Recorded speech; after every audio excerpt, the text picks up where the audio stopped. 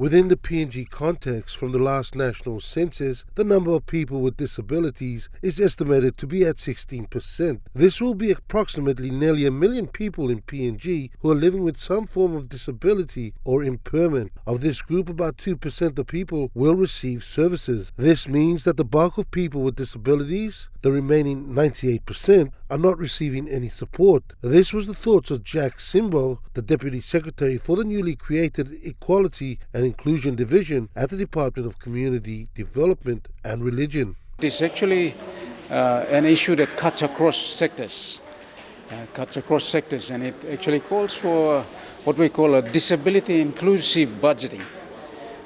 Disability inclusive budgeting is something that can be shouldered by all agencies which I've mentioned to be able to address particular areas that they are mandated or they look after.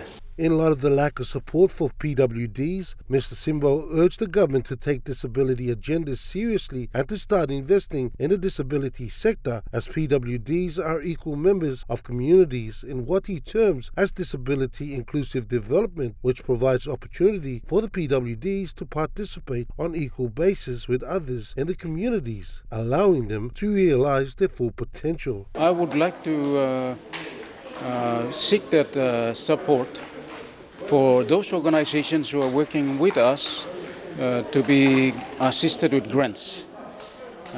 They have their work plans for the year, and a lot of times they are struggling on their own. They are sourcing funding from some development partners. I would like to ask if they can support them with the grant system. Since 2019, National Disability Day has been celebrated here at the Department for Community Development and Religion. And while there have been policies put forward by the government and a lot of rhetoric on assisting people living with disabilities, sadly, nothing has been done in this space.